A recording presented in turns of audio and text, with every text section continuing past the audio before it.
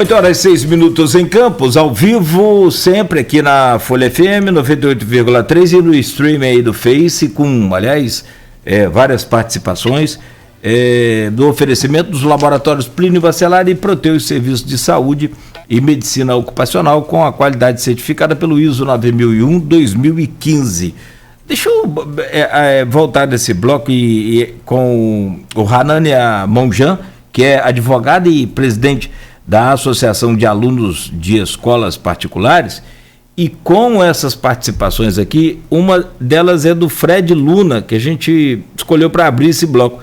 E as escolas residenciais, é uma pergunta para o senhor, Hanania, e as escolas residenciais clandestinas que surgiram na cidade, com professores da rede pública e privada dando aulas em casa. Qual a resposta para essa pergunta aí, doutor? De fato, pela experiência que a gente vê dos pais que compõem a associação, isso é uma realidade. Principalmente das crianças menores que não têm capacidade de ficar horas na frente de uma tela para fazer uma aula online e que estavam em um momento de alfabetização, de socialização, esses pais acabaram se vendo obrigados à contratação de um professor particular, um tutor, para poder prosseguir nesse caminho, para não perder um ano de evolução dos seus filhos. E o que os pais relatam, né, na associação? É que muitas vezes contrataram o próprio professor do filho no colégio para poder fazer aula particular. Então, esse professor hoje dá aula em várias casas, né, ou para várias crianças ao mesmo tempo na casa de uma delas, ou no play de um prédio, na brinquedoteca, e são situações precárias, porque ali você não vai ter o respeito, por mais que as pessoas tenham vontade de fazer, você não tem as condições sanitárias propícias para fazer um distanciamento, o respeito à utilização dos materiais de segurança e tal. E aí o que acaba acontecendo é que nessa situação precária, ela é, como colocado pelo ouvinte, ela é clandestina, né? Não tem regulamentação, não tem um órgão fiscalizador. É uma relação de confiança que você tem que ter com aquele professor que está ministrando aula para o seu filho. Se você já o conhece bem, agora, se você não conhece, né, como é que você vai poder ter segurança do que você está contratando? Quem é o órgão fiscalizador que vai ser responsável por atuar na hipótese de uma ilegalidade numa aula particular e clandestina dentro de uma residência? Então, isso é uma das coisas que a gente tenta combater com um retorno do sistema híbrido, né? Para a gente poder ter essas crianças de volta às salas de aula, né, de forma escalonada, com respeito às observações necessárias de segurança, mas para poder ter que esse professor, que muitas vezes acabou perdendo o emprego na rede privada por conta da evasão escolar, né, você vê hoje o índice de evasão é absurdo na rede pública e privada. Os pais pararam de pagar os colégios, tiraram seus filhos e muitos não estão matriculados em lugar nenhum, estão fazendo essas aulas clandestinas. O que é inseguro para o professor, para o aluno e para o gestor público que não tem como controlar esse tipo de situação. É bem observado pelo ouvinte e é uma situação que tem que ser levada a sério, né? A gente está diante de um momento que pode haver o retorno, a gente quer que haja o retorno e que esses professores possam voltar a dar aula dentro da sala de aula. Tem muitos comentários aqui, realmente o assunto está traindo, inclusive ouvintes que eu não me lembro de comentário aqui antes, né? O assunto todo mundo tem. Meu filho já está na faculdade, né? Mas os pais de criança em idade escolar do ensino fundamental e ensino médio estão participando bastante aqui. A Priscila Cardoso, só não entendo por que Campos está diferente das grandes cidades. O João Antônio lembra que o Uruguai ficou apenas 3 meses com escolas fechadas. Mas, Hanania, vamos para o tema pré-pautado. A gente sabe que no Brasil a diferença... Entrevistamos anteontem aqui, eu e Cláudio Nogueira tivemos a chance de entrevistar um dos maiores educadores desse país, né? O Cristóvão Buarque, né? Foi primeiro reitor da Universidade Nacional Universidade de Brasília, UNB, primeiro reitor eleito pós-ditadura militar, né? Ex-senador, 2 mandatos, ex-governador de Brasília, onde implantou Bolsa Escola, que depois vai ser implantado pelo governo federal Fernando Henrique, depois com o governo PT vira o Bolsa Família, né, que foi o programa carro-chefe do PT dos 13 anos de governo. E a gente sabe que a diferença entre o ensino público e privado no Brasil é abissal, né? Como é que seria a retomada, na sua visão? Eu sei que você fala pelos pais de alunos de escolas particulares. A gente não tem como não pensar nas crianças também cujos pais não têm condição de bancar o ensino particular. Como é que, na sua visão, seria a retomada do ensino híbrido nas escolas públicas e nas privadas? Bom, sobre as escolas públicas, o que a gente pode perceber? Existe uma simetria muito grande, como você bem pontuou, e o educador, o ex-senador Cristóvão, sempre mencionou nos seus discursos. Inclusive, ele foi candidato a presidente, né? No currículo dele tem essa passagem. A gente tem essa questão assimétrica, né, do ensino público, que é obrigação, é direito de todo cidadão e é obrigação do Estado em provê-lo, é responsabilidade, inclusive, dos municípios, o ensino de base, né? Então, você vê que o gestor público dos municípios é que tem a responsabilidade, a obrigação de prover a parte mais importante do ensino de uma pessoa, que é o ensino que vai desde a creche ao ensino médio. E esse custo é elevado para qualquer município, porque é um momento que você demanda mais material, é um momento que você demanda mais espaço físico, é um momento que você demanda mais atenção, mais pessoas gerenciando aquelas crianças. Por isso esse custo é mais elevado. Então você vive essa dicotomia, essa diferença muito grande entre o público e o privado por conta dessa questão. Como se solucionar isso? É uma questão social. No primeiro momento, a gente já vive, desde antes da pandemia, é bom pontuar, essa diferença, essa fase em que o ensino público vinha ganhando mais peso e representatividade, mas sempre com uma diferença grande para o ensino privado. E a pandemia só fez agravar essa questão, né? Quanto mais tempo você teve os colégios fechados, menos manutenção eles receberam e o retorno vai ser mais difícil na rede pública, com certeza. Mas você precisa enfrentar o problema. E para enfrentar o problema, você precisa começar uma estratégia, um plano de retorno. Existe um plano de retorno hoje do município. Ele consta, inclusive, num procedimento administrativo junto ao Ministério Público, o 12 de 2020, que é capitaneado pela Promotoria da Infância e Juventude aqui da comarca. E lá, nesse plano, há a previsão de retorno paulatino para as escolas públicas, até porque o gestor vai ter que fazer manutenção de um monte de ambientes que não receberam manutenção nenhuma. Então, no primeiro momento, o retorno da escola pública vai se dar um número menor de unidades à disposição dos alunos que estão matriculados, e isso paulatinamente vai abrir, concomitantemente com o que está previsto no plano, com a imunização dos professores, não só professores, né? Toda a comunidade escolar tem que ser imunizada segundo esse Plano Nacional de Imunização.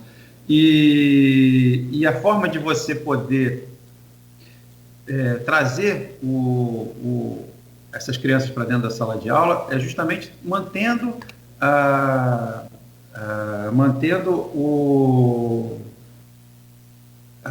os espaços regulares, né? Os espaços prontos para recebê-las. Então, o que acontece? No ensino privado, você já tem todas as escolas praticamente prontas para a reabertura desde fevereiro, onde se estabeleceram os protocolos de segurança, onde se estabeleceram os protocolos de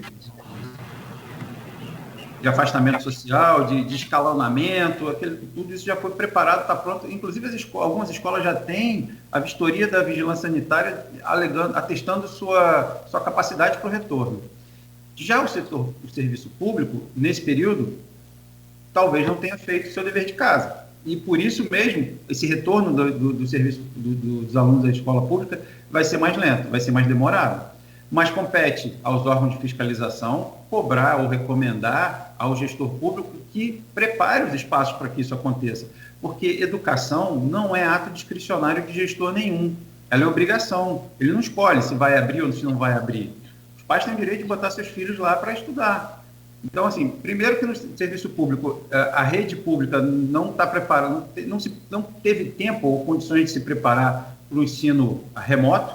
Isso teve que ser feito de forma rápida para poder assistir à demanda que existia dos alunos, e agora não está preparada para o retorno imediato.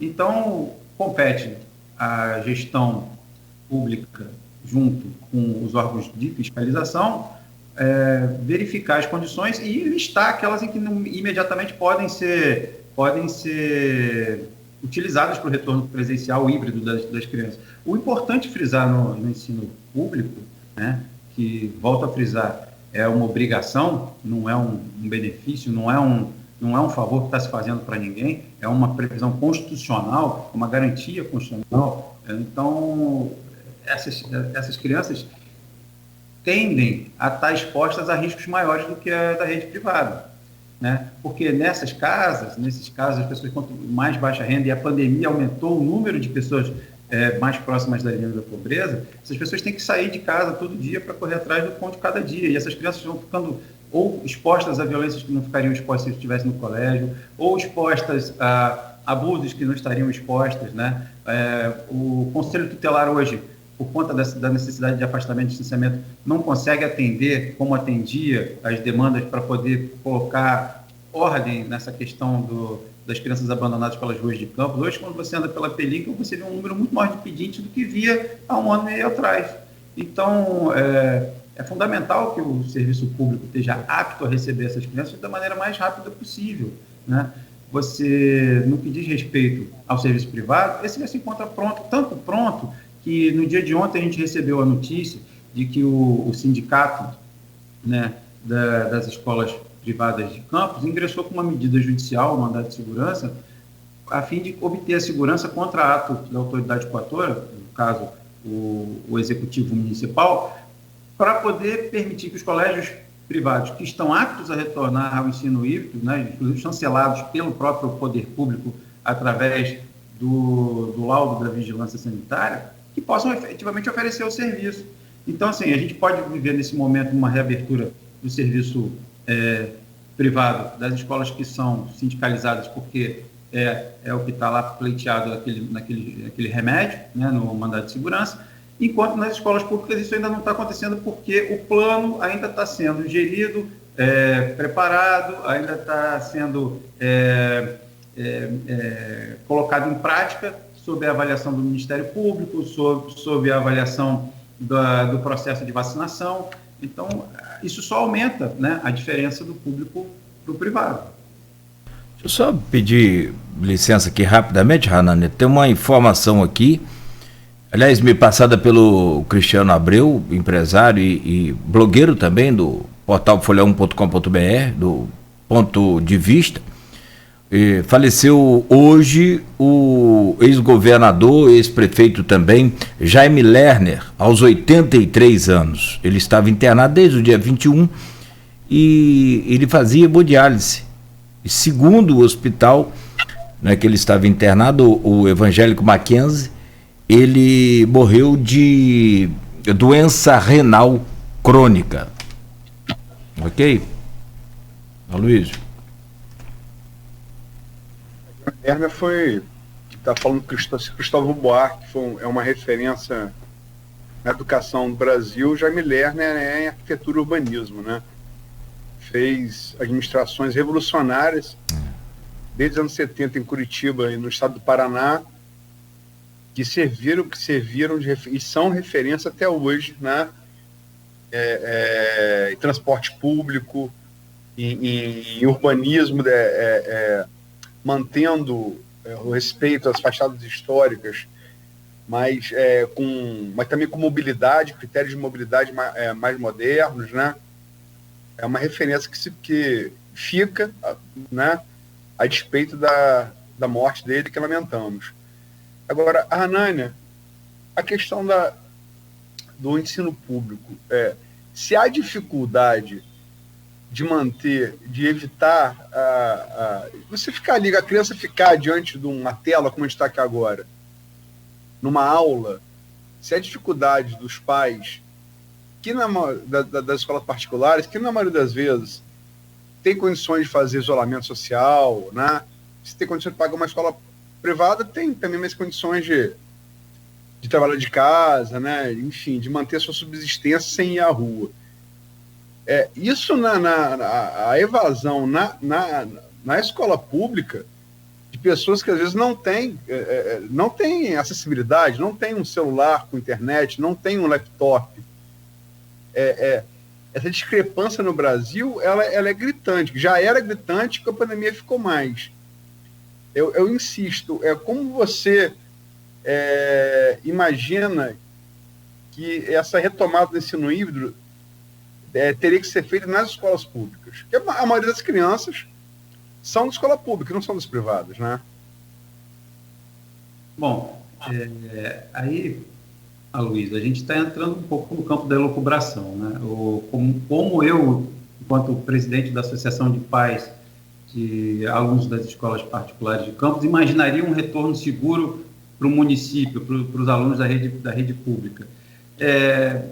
Primeiramente, respeitando os protocolos de segurança, né? Até porque, assim, não há uma criança hoje que não tenha ouvido falar em pandemia, não sabe o que é o coronavírus, que tem que usar máscara, que tem que usar álcool gel, que isso é massificado na mídia o tempo todo. Então, as crianças são colaborativas. A minha preocupação não são as crianças mais velhas, quando a gente volta e fala de retorno, porque essas já têm condições, capacidade de entender exatamente o que está acontecendo. As menores brincam, né, de pandemia, falam para não ir à rua por conta do vírus e tal, mas, enfim, essas que são menores e que precisam mais ainda desse acolhimento e dessa proteção, têm necessidades urgentes de retornar à sala de aula como forma de proteção, de receber uma alimentação saudável e balanceada pelo menos uma vez por dia, né, de estar fora da exposição aos riscos. Então, pensando sob essa ótica de mitigar os problemas sociais que essas crianças estão enfrentando, o retorno para as aulas do ensino público deveria já ter acontecido há muito tempo, porque aqui em Campos a gente já vai passar, se eu não me engano, o último dia de aula foi 12 de março do ano passado, presencial, né? O 12 ou 13, não me recordo bem. 13 de março do ano passado. 14 meses. 14 meses depois, a gente ainda está falando de como voltar para poder proteger as crianças da mais tenra idade.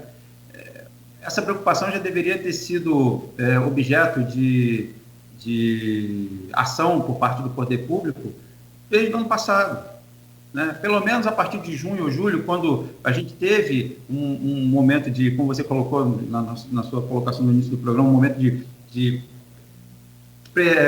similaridade com uma certa normalidade, as pessoas inclusive começaram a viajar e tal, deveria ter voltado o ensino público presencial, né?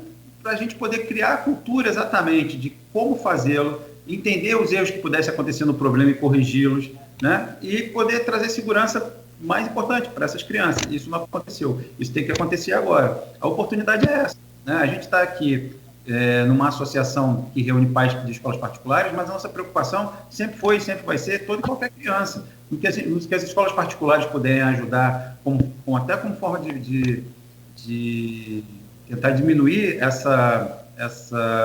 esse abismo entre o público e o privado, para ter condições, os pais estão a favor disso, os pais da associação são a favor disso, que a escola particular possa dar alguma contrapartida, para que ela funcione e uma escola pública funcione também dentro da segurança para o professor, para a merendeira, para o porteiro, para o segurança que vai estar lá, entendeu? E essa criança possa sair de casa, de um lar muitas vezes disfuncional. Na verdade, quem não tem família disfuncional, acabei de contar a história da minha família completamente disfuncional, e poder ir para a segurança de um colégio, né? E poder estar lá com a garantia de que vai aprender, vai crescer, vai ter uma formação de caráter digna, vai ser uma pessoa de bem no futuro, que vai respeitar os valores que a gente preconiza enquanto sociedade, né, judaico-cristã ocidental. Enfim, a sociedade toda tem uma obrigação moral com o colégio, com o ensino, com o professor, né? A sociedade como um todo deve a um professor.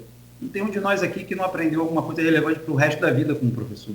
E essas pessoas especiais, que são os professores, têm que ser protegidas, sempre, claro. E a gente tem em mente que o magistério é um sacerdócio, né? O professor, ele coloca a vida dos alunos acima da própria vida muitas vezes, né? Você tem histórias ao longo das crises da humanidade, quantos professores salvaram centenas de milhares de alunos, né? A gente está falando agora da história do meu avô, na Segunda Guerra Mundial. Quantas histórias de professores que, mesmo sob qualquer risco, protegeram alunos judeus de serem entregues às forças alemãs para serem remetidos a campos de concentração, né? Então, assim, quando a gente fala de segurança, de volta, a gente está falando de uma figura muito importante, que tem que ser preservada e muito, muito valorizada, que é o professor, e que não é valorizada. Então, assim, o início do fim desse abismo social é com uma contrapartida do serviço privado em prol do público, na minha opinião, porque há que se tentar diminuir esse abismo, de alguma maneira, porque enquanto o Brasil não investir pesadamente em educação de base e não em educação, na minha modesta opinião, em educação de terceiro grau, a gente não vai virar uma Coreia do Sul. Que foi o que a Coreia do Sul fez no final da Guerra da Coreia. Investiu pesadamente na educação de base, né? A educação fundamental. E qual o resultado que a Coreia colheu 50 anos depois, no final do milênio passado? A Coreia passava a fabricar carros, tecnologia de ponta, computadores, e, enfim, foi esse o resultado. Então, o que tem que começar a acontecer é as pessoas pararem de demagogia, juntarem as mãos e trabalharem em prol daqueles que não têm voz, como eu já disse mais cedo, que são as crianças. Respeitando, obviamente, né, a segurança minimamente necessária para poder voltar ao ambiente escolar e estabelecer um caminho que possa ser percorrido por todo mundo de forma irmanada, porque essa educação é a base, é o início de tudo. Então, privar uma criança de ir à sala de aula é um absurdo. Não dar condições a um professor de poder dar uma aula de forma segura é outro absurdo. E a sociedade não vê isso como sua própria responsabilidade é também mais um absurdo. Enquanto a todos esses absurdos, a gente está tentando construir um caminho que permita a volta segura à sala de aula, ouvindo todas as partes, entendendo os interesses de cada um, né? O interesse do professor em se vacinar para ter segurança diante do equipamento que ele tem lá sucateado para poder trabalhar, entendendo a necessidade do município de poder gerir orçamentos cada vez maiores na educação, tendo receitas cada vez menores, né?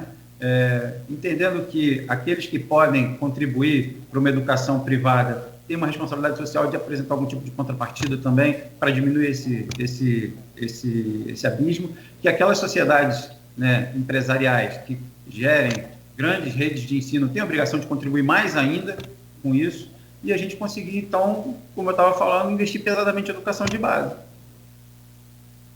Fiquei feliz que você começou respondendo falando que era elucubração e você elucubrou muito na resposta. Pois é, eu acabei divagando mais. Então, ou seja, não é tão elucubração assim, né? Tipo, parte de fatos concretos. A discrepância entre o ensino público e privado no Brasil é uma realidade que está longe de ser uma elucubração. Tem uma participação aqui do Marcelo Bessa Cabral, chefe de cartório eleitoral. O vírus deixará de existir um dia? Resposta, não. Ele costuma matar crianças? Resposta, 0,01%. Então, por que as escolas estão fechadas? Vão ficar fechadas para sempre? Ele pergunta. Marcelo, agradeço a sua participação. Lógico, as escolas, para serem reabertas, tem que ter coisas mínimas, né? Como, por exemplo, o uso de máscara. Não dá para combater o uso de máscara. Não dá para pai querer reunião de pai de aluno na escola sem máscara e exigir que use máscara, a pessoa querer criar caso por isso, aí fica complicado. Mas você quer responder aqui a pergunta do Marcelo Bessa Cabral, o Hanani? Sim, a resposta é simples. A escola não ficar fechada para sempre? Não, de maneira nenhuma. A nossa motivação é a reabertura imediata do que for possível reabrir com segurança para todo mundo. Como você bem falou, o uso de máscara é uma realidade, né? Cientificamente comprovado. E no meu trabalho, no dia a dia, eu lido o dia inteiro com ciência, com evidência científica de eficácia, né? Porque a minha especialidade em direito é um direito muito... direito médico, direito da saúde. Eu trabalho em prol de operadoras, médicos, clínicas, e muitas vezes o que a gente vê é que se a gente não respeitar o mínimo de protocolo o mínimo de ciência, de evidência científica de eficácia, a gente vai estar transformando pacientes em cobaias, né? A gente vai estar fazendo pesquisa científica com paciente de medicação off-label. Então, quando a gente fala em retorno à sala de aula, é com respeito a protocolo, distanciamento social, álcool gel, máscara, lavar a mão. A gente recebeu desde o momento que a gente pensou em criar a fundação, várias informações de como foi o retorno em países que você acha que não teria condições mínimas de voltar. O Sudão, a Libéria, o Camboja. Você tem imagem da sala de aula no Sudão, X no chão, com cal, marcando o espaço de cada um ali, das criancinhas, um cano de fora a fora com vários furos, onde abre a água, as crianças lavam a mão, voltam, usando máscara, sentam no seu lugar e tem a sala de aula ali a céu aberto. Enfim, são locais com muito menos recursos do que o Brasil de uma maneira geral, muito menos ainda do que Campos dos Goytacazes, e estão com essas aulas presenciais preservadas. Se lá é possível fazer, aqui com certeza é possível fazer também. Basta que a gente tenha um pouco de bom senso. Uma pergunta, uma intervenção aqui, não é uma pergunta, é uma intervenção do reitor da UENF, professor Raul Palácio. Ele fala aqui para você, Hanania, me permita discordar em relação à inércia do sistema público. O sistema de educação municipal é único e integrado. O problema fundamental para o retorno é a falta de vacina. O esforço de todos deveria estar direcionado para que o governo compre as vacinas e vacine a população. Esse é o principal problema. Quer comentar? Claro. A falta de vacina, ela é notória e acaba trazendo problemas para todo e qualquer tipo de atividade. O que a gente não pode é considerar que vacinação é condição sine qua non para retorno de atividade escolar. Como eu volto a frisar, agradecendo a intervenção do senhor reitor, principalmente para as crianças mais novas, onde os estudos científicos comprovam, e se a gente tiver o cuidado de analisar, por exemplo, a nota do Conselho Regional de Medicina do Espírito Santo, onde eles elencam 35 estudos científicos de fácil acesso através da internet, dando inclusive o site de cada um, você vai ver a segurança no retorno, principalmente, volto a frisar, das crianças mais novas, menores de 10 anos de idade, por conta da baixa transmissibilidade, do índice de agravamento pequeno, dos casos em que acabam sendo contaminados, que essas contaminações não se dão em colégio, não se dão no ambiente da sala de aula, não se transmitem entre crianças, né? Dificilmente isso acontece, a transmissão criança para criança. O professor que foi contaminado, que nos estudos apontam, a contaminação não se deu no colégio, se deu fora do seu ambiente de trabalho ali, porque ali há a obrigação de observação das regras de segurança, do protocolo da vida, do uso de máscara e de álcool gel. Então, condicionar retorno à sala de aula de criança à vacinação não me parece mais razoável. Até porque a gente está vendo que no ensino da faculdade, que já foi autorizado pelo Poder Público Municipal, as aulas de medicina já voltaram, inclusive as aulas práticas de medicina, né? Ou seja, já teve um retorno. Em Campos tem uma peculiaridade quando a gente fala sobre isso, porque parece que os acadêmicos de medicina tiveram autorização de se vacinar. Não posso estar enganado sobre isso. Mas, enfim, você tem o mesmo decreto municipal permitindo o retorno das atividades de cursos livres, ou seja, se você quiser participar de um curso de cerâmica, se você quiser participar de um curso de pintura, de crochê, você pode participar de forma presencial. Você, inclusive, hoje, pelo último decreto publicado no dia 24, você tem a autorização para a realização de festas e eventos até 100 pessoas. Ou seja, uma criança de 10 anos de idade pode encontrar 99 adultos num parquinho para uma comemoração, mas ela não pode frequentar uma sala de aula com mais 10, com um professor, com máscara, com distanciamento. Apenas a vacinação conseguiria permitir isso. Entendo, sim, que há inércia do poder público quando ele submete o retorno presencial à vacinação. Entendeu? Porque vacinação é importantíssima para a sociedade como um todo, como eu já falei mais cedo, mas a vacinação não é condição sine qua non para retorno de sala de aula, diante dos malefícios que o afastamento dessas crianças da sala de aula traz para todas elas, e em última análise vai trazer para toda a sociedade no futuro. Então, entendo que a gente tem que continuar a dialética de construir, de ouvir, de se manifestar, mas tendo como objetivo final o retorno da sala de aula. São 8h35, Nogueira. Você quer 8h36 agora. Perfeito.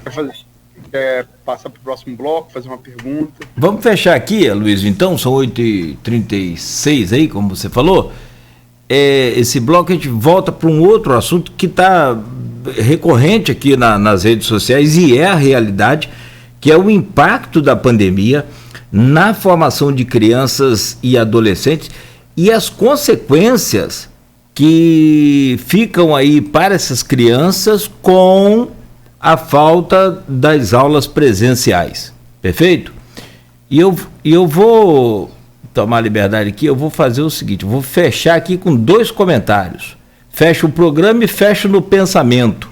Paloma Miguel diz aqui, no streaming da Folha FM, a mesma máscara que protege o médico, protege o aluno e o professor e todos os cidadãos. Fecho também com a Priscila Cardoso. É muito mais fácil uma criança obedecer às regras do que um adulto. E a Luísa? Posso colocar outro comentário? Por favor. Interessante? Por favor. A Bruna Dias. As escolas públicas estão sendo invadidas e roubadas. Quando voltar, só terá parede. Exatamente isso. Exatamente, a realidade. E as escolas, Luiz, receberam aí, por conta da eleição no ano passado, né, uma espécie de boot, torneira, portas que estavam, né, com problema. Foram dessas escolas que foram requisitadas pela Justiça Eleitoral, elas foram todas reformadas e hoje já sofrem com essas invasões aí. Quem quebra tudo, quebra torneira, quebra porta, é uma loucura, uma pena. E outra coisa, sobre a questão da máscara, como disse a ouvinte, de fato protege todo mundo, mas eu não fecho com pai de aluno que não usa máscara, que quer entrar em colégio e fazer reunião com os professores, negacionistas, e agora vem defender a volta das aulas, né, de qualquer maneira. Isso eu também não fecho. São 8h38, agora rapidamente a gente volta com o Folha no Ar, primeira edição. Oferecimento dos laboratórios Plínio Bacelar e Proteus, Medicina do Trabalho, Medicina Ocupacional e Saúde.